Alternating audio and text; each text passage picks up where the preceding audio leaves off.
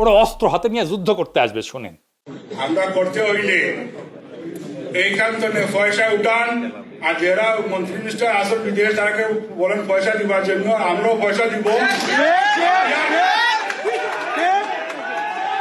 আমরা অস্ত্র কিনতে হবে, আমরা যুদ্ধ করতে হবে মাঠে।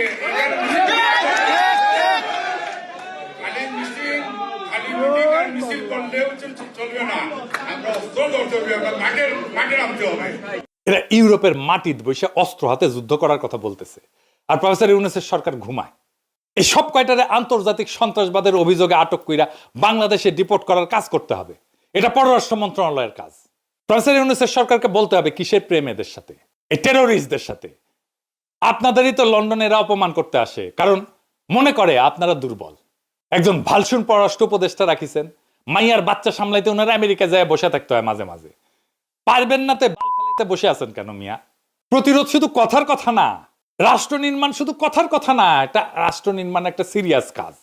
যেখানেই ফ্যাসিস্ট আওয়ামী লীগ, ওখানেই হোলসেল জয় বাংলা করে দিতে হবে তাদেরকে, সেটা দেশে হোক আর দেশের বাইরে হোক। ইনকিলাব জিন্দাবাদ।